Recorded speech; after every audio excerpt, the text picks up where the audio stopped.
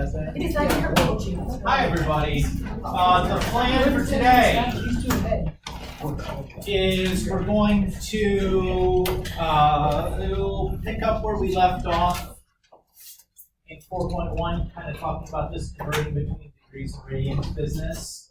We'll do another couple of examples there. I have a short, delta math classwork assignment for you guys to practice on, with just converting back and forth from degrees to radians. It's like 10 minutes. It should be much quicker than the previous one. After that, we're going to move on and start talking about this whole business of, in geometry, we're stuck only able to draw angles between 0 and 180. We're going to fix that, kind of define how to draw an angle in a new way where we can draw angles of any size, like any real number size, so positives, negatives, bigger than 180, bigger than 360. We're going to deal with how to do that today, and we'll do a short classwork, another 10-minute guide at the end, and that'll be it for that. Pretty cool? Okay. Reminder, you still do have the 4.2 Delta Math as part of Sunday's homework that we assigned previously. If you notice that many of you have finished, that's great. If you haven't, or if you forgot about it, just kind of make a note of yourself that before Sunday midnight, you got to knock that guy out. Shouldn't be too long. I think it probably in that 30 to 40 minute range should be able to knock that out. Really doing the same things that you guys did in class last time. Okay? All right.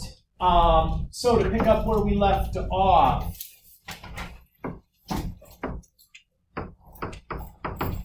remind me again, what's the conversion factor between degrees and radians?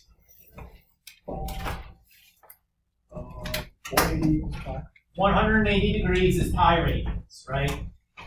Again, that is something that you want to have memorized, or if you feel like, boy, I'm going to have a hard time remembering that, where did it go? On your half sheet of notes for the test, so you don't have to have it memorized. You probably will end up having it memorized by the end of the chapter, because you'll use it frequently. But if you're like, that feels like something I'm going to forget, put it in your notes so that you don't have to worry about it. You can look it up. You're like, yeah, I'm not positive. Okay. So, just as a reminder, let's say we want to convert, let's say 270 degrees into radians. So remember, my suggestion was to try to think about this like a unit conversion problem from your chemistry class. So since degrees are in top of my first fraction, where do the degrees need to go in my second fraction? Bottom, because they always have to be on a diagonal. So I'm going to write 180 degrees in the bottom. And then we know that the other part of that conversion factor is pi radians. You okay there? So degrees cancel with degrees, so the unit we're left with is in radians. So all we need to do is reduce 270 and 180, right? Well, hopefully, easy to see that a 10 goes into each of them. Everybody's okay with that? Is there a common factor between 27 and 18? 9 or 3. You'd have to do 3 twice, but let's do 9, because that's the bigger chunk. 9 goes into 27 3 times, and it goes into 18 2 times. So when we're left, we have 3 pi on top, and then 2 on bottom.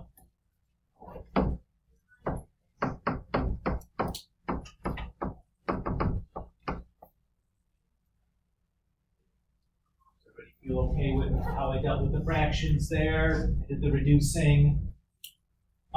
Worth pointing out to you, if you are somebody that says, Mr. Kulik, like fractions they're a problem. I'll show you how to deal with that on your calculator. If you have your calculator out and want to follow along, that's totally fine. If you don't have it handy, or you're like, I'm just going to sit and watch, that's okay too. Okay. So let's say we want to reduce the fraction 270 over 180. Okay. Can't have the pi in there because the calculator doesn't know what to do with that. That's not a rational number. It's going to just turn anything into a decimal. But if we just leave the pi off and then put it back on afterwards, the calculator can handle the fraction. So the easiest way to do this is if you press the green alpha button and then the variable button right next to it.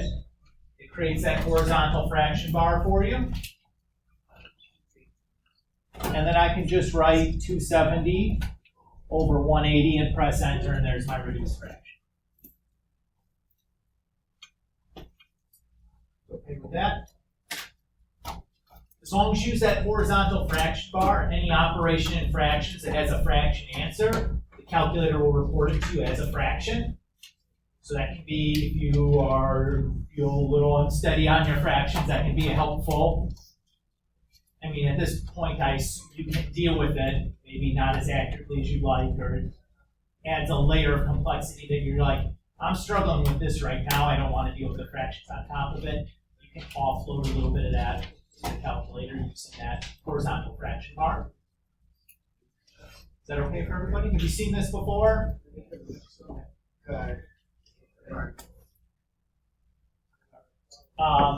Let's do another one.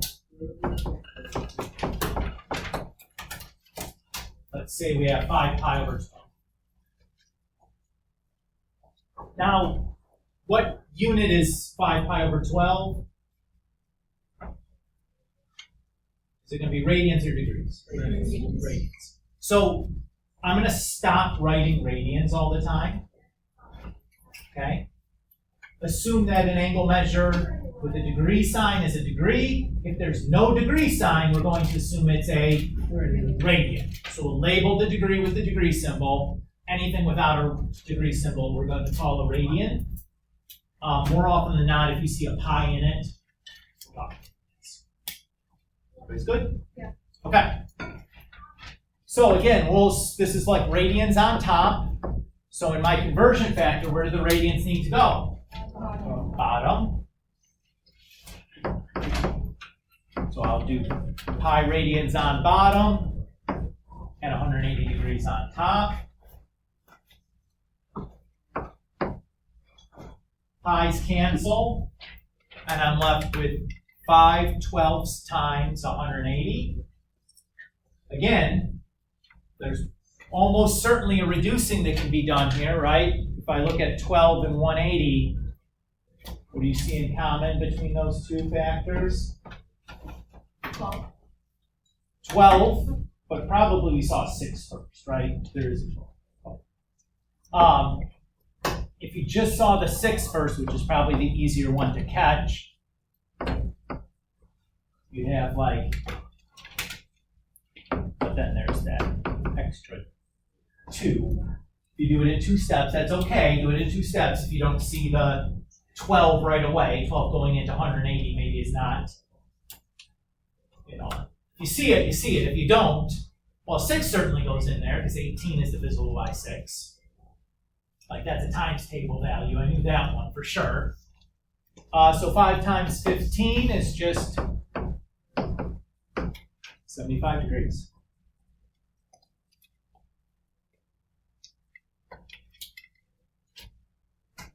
Do you guys feel it's okay here? So the other thing that we did last time was we made this observation that angle measure, we should probably be specific, in radians is equal to arc length over radius. So usually we where do you go? Oh boy.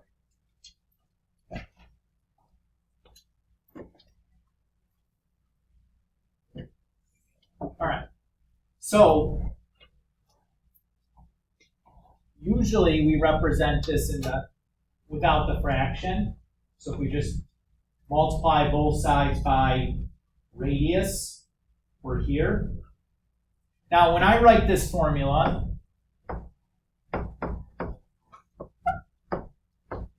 I usually like to put a subscript on my theta. The theta is representing the angle. Why am I putting a subscript r there? Because there's a lot of angles in the circle, and you want to make sure the angle corresponds to the radius. No. The r is going to be for radians. That angle measure must be in radians to do this. This formula here, I like to put a subscript of d on my angle. What is the d for? Degrees. So the formula accomplishes the same thing, provided your angle measure was in degrees to start. If I look at this and compare the two formulas, the only difference between them is that pi over 180 in the second formula, which is basically just the conversion factor from degrees to radians, converting that degree angle into radians, and then it'd be the same formula. Is everybody okay with this idea? I like to put the subscripts there to remind me, like, hey, dummy, this is the radians formula, this is the degrees formula, don't screw that up. I mean, in the textbook, they wrote it in their definition, but like, if I'm just looking at the formula, I have a tendency not to read the definition as a student. You should read the definitions, they're important. But if I put the subscript down there, then I caught the most important part. The easiest mistake to make is just using the wrong formula for the angle or for the angle measure you're given. All right. So let's take a quick little example. Well, we got two little examples to just practice using those two formulas, which again, I want to point out, is the same formula I showed you last time. It's just rearranged or converted into from degrees to radians, right? Where we tap the conversion factor onto it. So this example says, find the perimeter of a 60-degree slice of a large pizza. So when we say perimeter, what are we talking about? The distance around, right? So in this case, perimeter is going to be 7 plus s plus 7.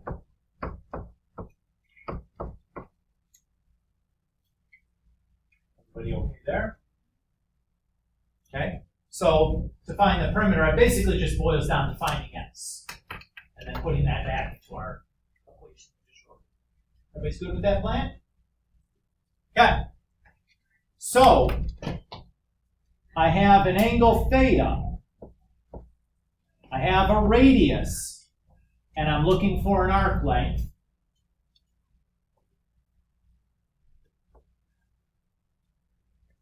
Just going to use this one. Are you okay with that plan? So I can see that S is going to be pi times 7 times 60 degrees all over 180. Is that 5 or S? S. Okay.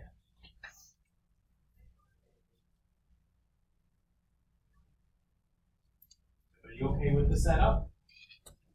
Now, to do this on my calculator, I'm just going to do this in one step. So I'm going to do 7 plus alpha variable. It's pi times r times theta divided by 180 plus 7. That's my perimeter, right? That's good. So I'll say about 21.33. And I think what is inches was the unit I think this was measured in.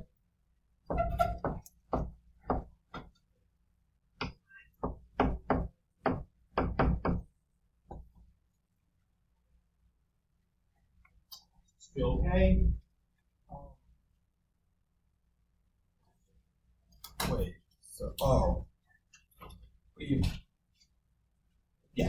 Yes, so S would have been just a tad over 7. Yeah, I forgot to plug it back into the equation. I was like, because I rather than doing 2 separate steps, like finding S and then putting it back in, like, just did it all in one line in my calculator. Little less fuss, a little less muss, but whether you want to do it as one calculator entry or 2 doesn't really make much difference. Carter? For prime perimeter slices of radius, the 60s representing the degrees of the slice. Correct, that's the theta. That's the central angle. Yes. Okay?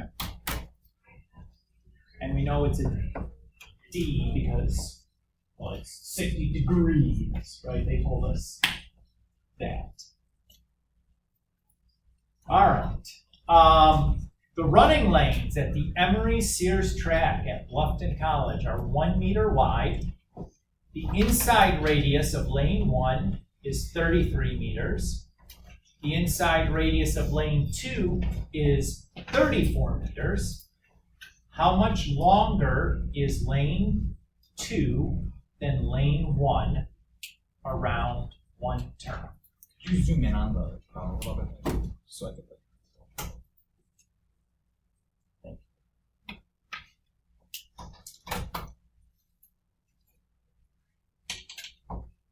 So,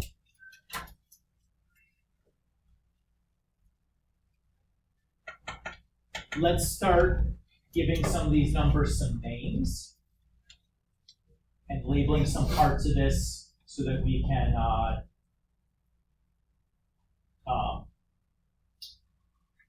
proceed with the problem. Okay.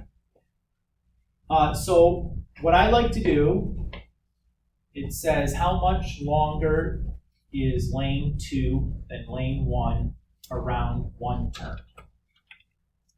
So I'm going to call the length of lane 1 S1, and I'm going to assume if you're running, you're going to be running along the inside edge, which would represent the shortest distance. And I'm going to do the same thing. I'll call that S2 for lane 2. And so what we want is to find what is the difference between S2 and S1. That'll tell us how much longer lane 2 is than lane 1. Everybody okay with just me formulating what it is that we're asking for and giving some names to the pieces that I needed to do that? Yeah. So it tells us that this is the radius for lane 1. This is the radius for lane 2. So I'm going to label those as R1 and R2 respectively. Everybody good to there? In our formula for arc length, what is the thing that I haven't been given that I would still need to calculate my SS? Angle. I would need an angle, right?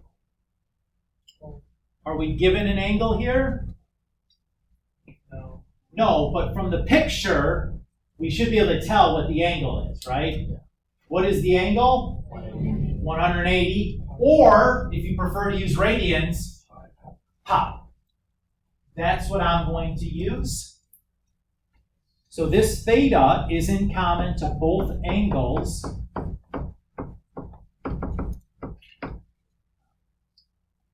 I'm just going to call it pi radians, and that angle theta is true for both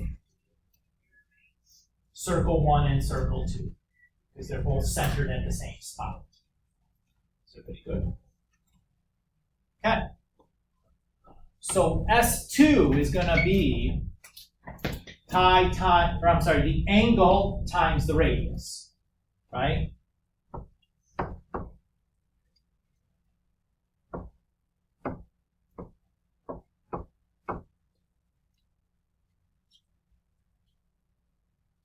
Notice I chose to use the radian formula because the formula was simpler. right?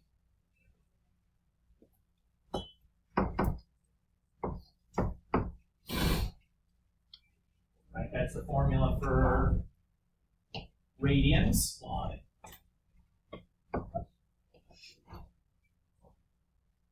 Is that for you okay?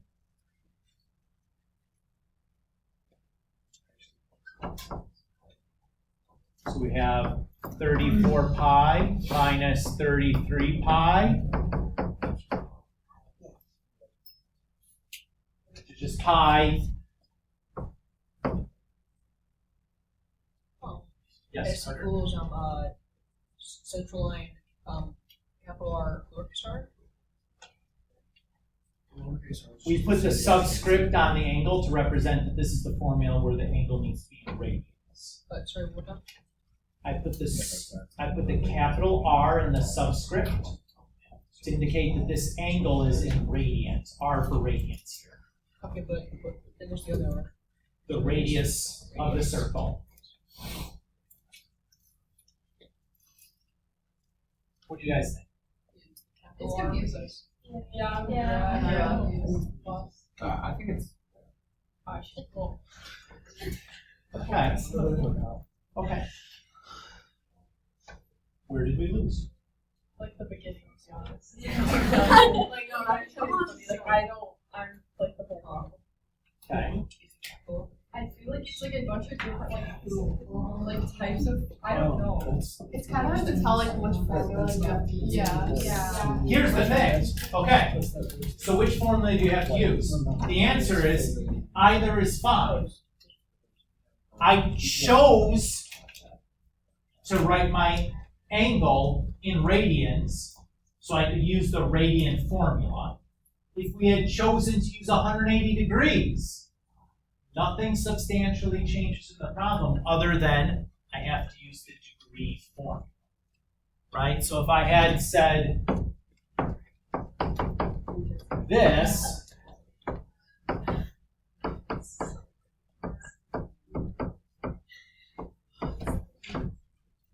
all that changes are those pieces have, have a times pi over 180 attached to it. And you end up with the same answer. Josiah. So what is like the final thing that it equals pi? Meters. Oh, Because it told us the lengths were in meters for the radius. Max. Two things. So one, would we, after that, we want to say like 3.14 meters, or are we simply using pi as a unit?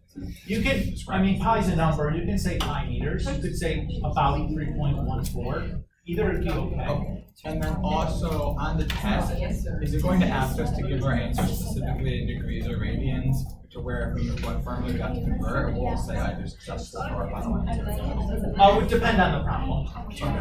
So if I want it one way, if it's a conversion problem, obviously, like I want the opposite one, right, of whatever you started with. If it's a problem like this, it'll tell you. But this one, it didn't. Here, notice that we're not actually solving for the angle, right? We just need to figure out what the angle is in order to get that arc length. Carter. Okay, so pi radius, so pi or the circle of line now, pi radius, stands for the length of length 1 and length 2. So this is describing the central angle. So we have a circle whose center is here. The rest of the circle is below. This angle right here is our theta. So we're looking at like half a circle. So that angle is half a circle, 180 degrees. Is that what you're asking? No, but I don't even know what I'm asking, but I'm just lost. That's pretty cool. Okay.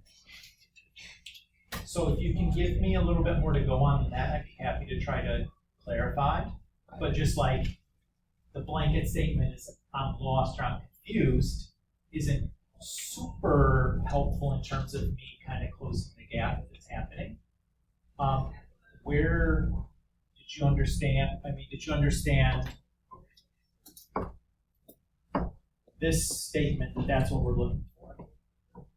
Yeah. Okay, and you understood the labeling that I did there and there, right? A little bit. Okay. So all I've done from there is said, okay, well, the formula to find S is either this or this, right? Those are our two versions of the same formula. In either one, I need the angle, right? So I looked at my picture and said, oh, well, the angle is 180 degrees, 4 pi radians. Now, comparing these two formulas, which one looks like the easier formula to use? The red one, because there's less stuff going on, right? So that's what I chose to use. So I used the radian measure because that's what this formula requires. And then for here, I plugged in, for S2, I get this formula, which I plugged in 34 as my R2.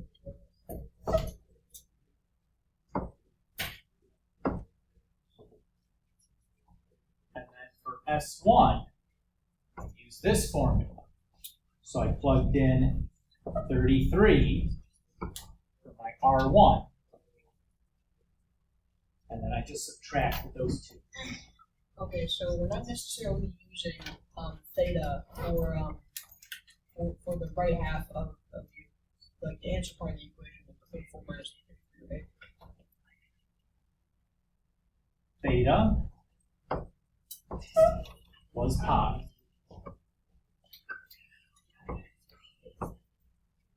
Which is also But if I use 180, I have to use this formula. so it's 180. Okay, so it depends on the formula. I would say that you could use either angle. These are both the same angle measure. They're just in different units. But if I ask you how to calculate how far is it across the room, you might use inches or you might use feet, right? If you do that, the calculation has to take into account the unit that you're using. The same thing is going on here. It's just trying to choose the unit that I'd like to use. Does it matter whether I measured the distance from the room in feet or inches? No, you get the distance either way, right? Here, does it matter which one I use? No, I just have to make sure I use the formula that pairs with the unit that I chose.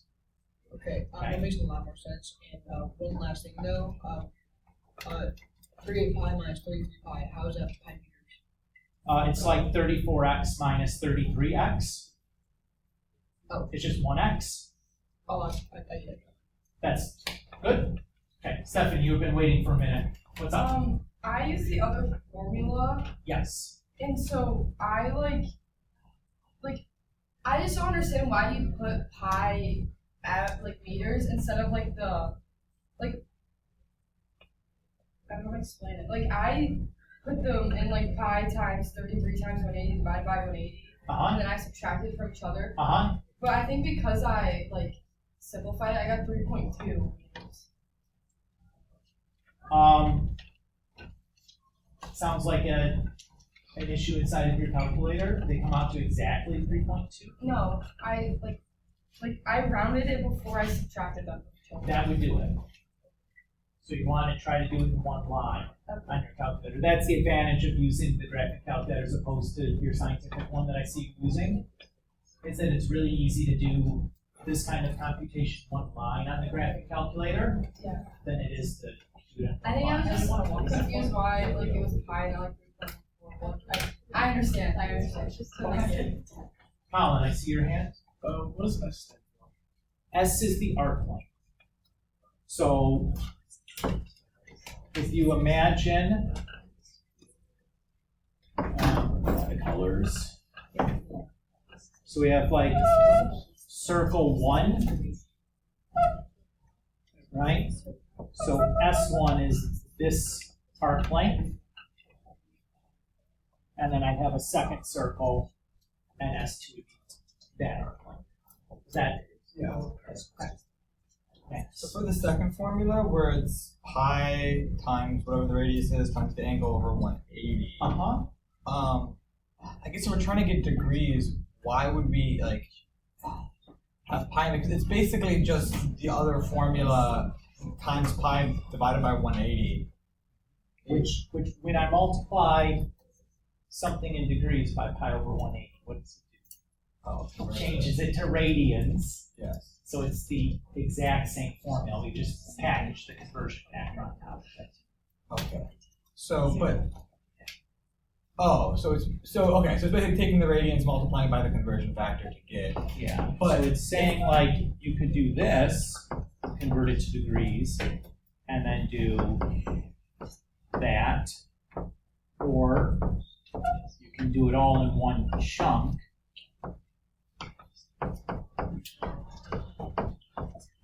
Yeah, and it's built in. But then I guess my question is like, will pi end up in your final answer? And then if so, wouldn't that kind of defeat the whole purpose of typing it in degrees?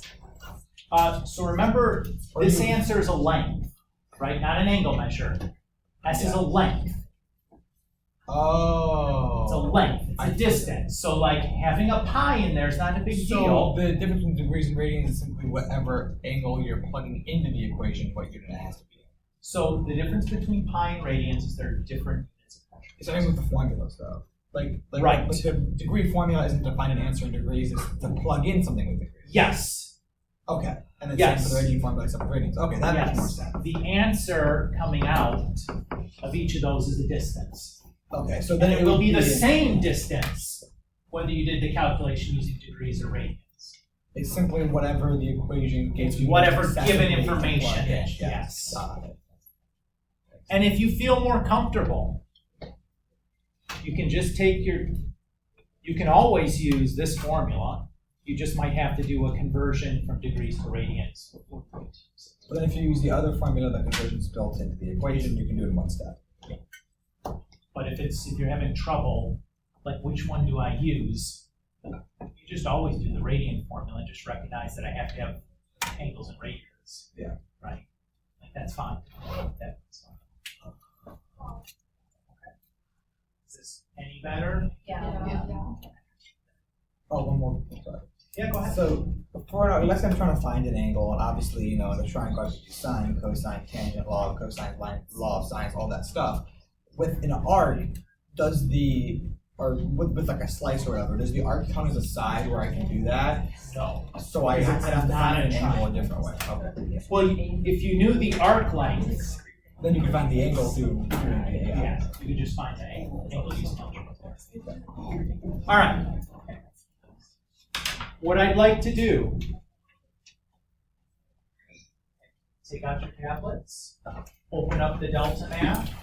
There's one called 4.1 CW. CW stands for classwork.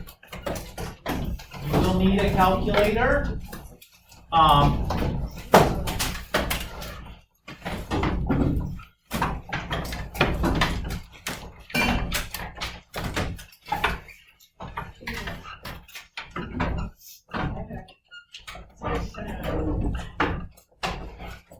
So you guys are going to be looking at this one here. It says 4.1 CW. If you look, there's just two types of problems on here. It's just going to be converting from degrees to radians or radians to degrees. It's the only skill we're practicing here. If you need to write something on a separate sheet of paper to set up the problem, that's totally fine.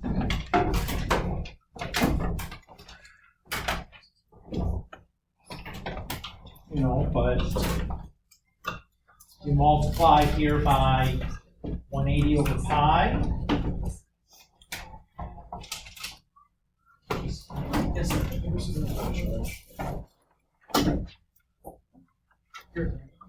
What? You have to do it all by yourself. I can't get the answer this time.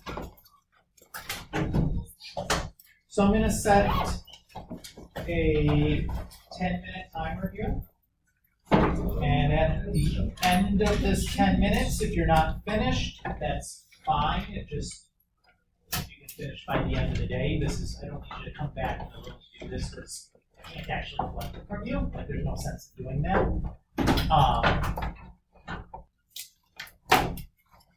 And I just want to start section 3 today. We're not going to finish it. Section 3 actually has quite a bit going on. All I want to get through today is talking about how to define and draw these angles that can be any real number of degrees. Okay? So, you guys remember in geometry, we said the biggest angle you can draw is 180 degrees, which is a straight line, right? Because, you know, you draw a smaller angle like this, you draw an angle, and you always measure the smaller section, right? We always measure this part, we never do that part, right? We talked about measuring angles in geometry, you remember this? So what we're going to do now is we're going to define a new way to draw and measure angles that allows us to draw angles that are bigger than 180 degrees. That's the goal here. So, to draw these angles that are bigger than 180 degrees, we're going to embed that angle into the XY plane, right? The XY axis. We're going to fix the vertex of that angle to the origin, the point 0, 0. And we're going to fix one arm of that angle to the positive x-axis. We call that arm of our angle the initial side. So we have vertex. We'll fix one arm of our angle onto the positive x-axis. That's called the initial side. And then we think about, you know, like the hands of a clock. That other side of our angle can then rotate about that fixed vertex. And then wherever it's, I can have that rotate however many degrees I want, right? If it's 90 degrees, it would go to like here. If it's 180 degrees, 270, 360, and I can keep going around and around and around. And now I've gotten a way to draw an angle as big as you'd like. You can draw angles that are bigger than 180 degrees now. As a piece of vocabulary, we always call this arm of our angle that rotates, we call this the terminal side. So we have the initial side, that's like where we start our rotation, and the terminal side is where we end the rotation. I mean, our angles are always going to have one side on the x-axis of this triangle. Yes. So it's not going to be like a V. Correct. Vertically? Okay. Correct. When we do this, we're always going to fix one angle to the positive x-axis. And notice which way are we rotating? This is counterclockwise. Right? So this angle here, I might approximate to say is from here to here is how much? Like 145? Well, that's 90 degrees, right? Everybody agree? A quadrant is 90 degrees, has to be. So this is probably half of a quadrant.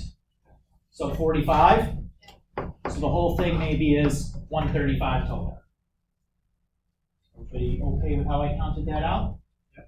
And I just made it, estimated with my eyes, right? Can I tell the difference between 140 and 135 just using my eyes with what's there? No, but it's close to the middle, right? Okay. So when we rotate our angle counterclockwise, that's going to denote a positive angle. But what if I want to what if I want an angle with negative degrees? We're just going to rotate the other direction. We're going to rotate clockwise, so we'll denote negative angles using a clockwise rotation. So now I have a way to write angles between negative 360 and positive 360, right? What if I want an angle that's bigger than 360 or less than negative 360? Just gonna go around again. Just keep on spinning. So let's draw some examples. Okay?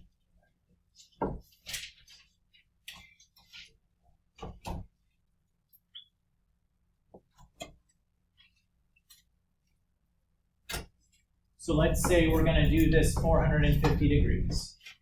Okay? So I start by drawing my vertex at the origin. I draw in my initial side on the positive x-axis. I note this is a positive angle, right? So which way am I going to be going? Clockwise or counterclockwise? Counterclockwise. And then I'm going to be counting quadrants, really, right? Every quadrant is how many degrees? 90. So I have 90, 180, 270, 360, 450. Yeah. Okay. So there's my angle. When you draw your angles for me, I want to see the little spiral that shows how you did your counting. Okay? What would be like the mathematical purpose of doing that, or even having an angle bigger than, I guess, 360? Okay. Let's say you're designing a car, right? Part of the way that a car works is that you have a drive shaft that's spinning. How many degrees does that drive shaft spin inside of like 1 second? Could be many times, right? Lots of degrees, because it's going to do more than one rotation, because that drive shaft is spinning really, really fast. Yeah. So like spinning objects can cover way more than 360 degrees. Okay. That's a real thing that you would actually care about measuring, because you want to know, okay, what if I stop after 1 second? Like, where is this part on the drivetrain in position to this other thing? That makes sense. So, real practical, where it's like, okay, yeah, so it's anything that's spinning, you know, could certainly see where, you know, having more than 360 degrees, I'm thinking with, right? Okay. Everybody cool? Should we draw another? Okay.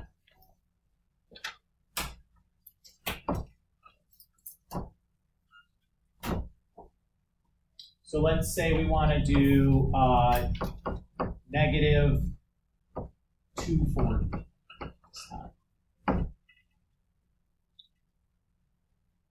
I start. Draw my vertex at the origin. Initial side on the positive x-axis. Because it's negative, which way am I going? Clockwise. Clockwise. And I'm just counting by 90s for each quadrant, right? So negative 90, negative 180. Here is negative 270, but I'm not going to be able to get there, right? So am I going to go more than half or less than half? More than half, because negative 240 is closer to 270 than it is to 180, right? So it should be more than halfway. That looks good. Is everybody okay? So again, like, I'm not going to be super picky. Just needs to be, if it's like about half, it needs to look like it's about half. If it's more than half, it needs to look like more than half, or less than half, it needs to look like less than half. That's all we're saying. Everybody feel okay? this is basically what you're gonna be doing in the delta map. It's just like, you know, drawing the things and putting them in the right places, putting the terminal side in the right place. All right. Last idea for today. I want to draw a 120-degree angle and a 480-degree angle and take a look at what happens. And I'm going to do this on the same axis. So I'm just going to color code them. I'm going to do one of them in red and the other in blue, just so that we can notice what's going to happen. Is everybody okay with this plan? Yeah. So again, vertex fixed to the origin, initial side on the positive x-axis. Which way am I going to be turning? Counterclockwise. So we have 90 and then like 30 more.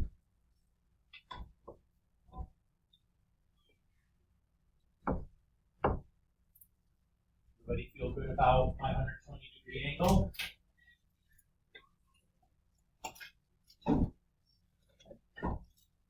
Now let's do the 480. So again, vertex, initial side on the positive x-axis. Still positive, so I'm still going to be turning counterclockwise. So 90, 180, 270, 360, 450, and then 30 more. Puts the terminal side in the exact same location as the other angles. Everybody okay? Notice that the terminal side for both 120 degrees and 480 degrees lands in the exact same spot. We're going to give this a name for when this happens. We're going to call these angles coterminal because their terminal sides share the same position. Call them coterminal.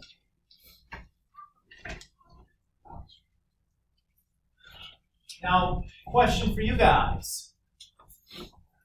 We have this 120-degree angle. 480 degrees is coterminal to it. Are there going to be other angles that are also coterminal to 120? Oh, Yeah. negative. Yes, okay. How many? Infinite. Infinite. Why? There's infinite numbers and there's infinite times to go around the circle. Right. So when you go around one time and then stop at 180, and then stop at 480, you go around two times and stop around at what would it be, 840, and then you can go around 30 times and stop at the same spot, or 4 times, or you can go backwards and do negatives. Go backwards 1 time, or 2 times, or 3 times. Still continue to stop at the same spot. You guys see how we can get infinitely many angles that are coterminal? If I look at 120 and 480, how much do those angles differ by? 360. So if I take 120 and I add 360, 1 full turn to it, I get a coterminal angle. If I take that coterminal angle and I add 360, another full turn to that, what am I going to get? Another coterminal angle. And I could continue that process. Subtracting, right? And you could do the same thing with subtraction, yes. Does everybody feel okay with what we mean by coterminal angles? This becomes a really important concept. All right, and let's just stop here. That's a good place to stop. The last thing that we're gonna do is, what do we have left in class here? 20 minutes or something, right? Yeah. Okay. So we're gonna do this 4-3 delta math, which is just about dealing with these angles in standard position. That's what we call this. I want to run through how to do each one of these problem types once first, so you can see how you have to do it on the on the Delta Math before I release you guys to work on it. So here it says estimate the given rotation within 10 degrees. So we're just estimating the size of this angle. First thing I notice is this going to be a positive answer or negative answer? Positive, because it's going counterclockwise. So now I'm going to count quadrants. So 90, 180, and then the next one would be 270. It's somewhere in between 270 and 180, right? So is it more than halfway or less than halfway? Less than halfway. Okay, so if I, so maybe this is ish halfway. So this is maybe halfway-ish, right? So we are more than a quarter though, right? So if I look at half of this half, that green line looks more than that, right? So I would say this green line looks like maybe 30 degrees, right? It's it's less than 45 degrees, but more than 22 and a half, which is half. So I would say this looks like maybe 210. And again, you don't have to have it dead on, you just have to have it within 10 degrees, one way or the other. So I'm going to guess 210. And it says good enough. If I go down and look, it says it was actually 214. And that's, you have 5 of those, where you're just kind of estimating the angle measure. Everybody's okay with that?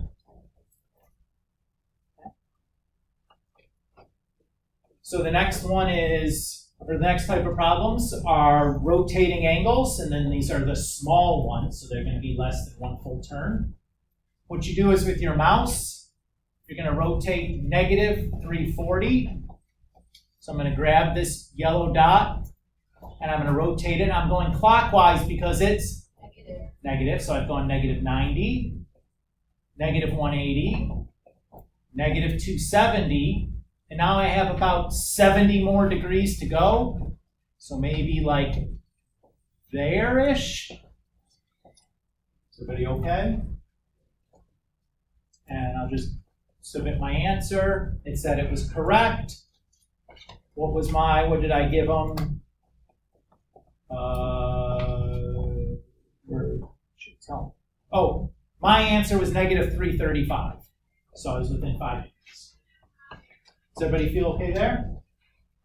And the last type of problem is the same thing with large angles, so you might have to go with more than one rotation. So here it's a positive, so I'm going to go counterclockwise, 90, 180, 270, 360, 450, 540, 630, 720, 810, 900, and then I need about 48 degrees, so right about halfway.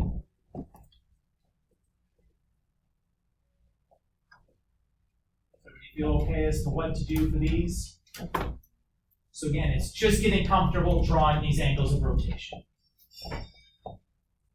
Okay. Should be relatively easy because there's no calculation to do, right? All I'm doing at best is like counting by 90 or something. Just not too bad, I hope.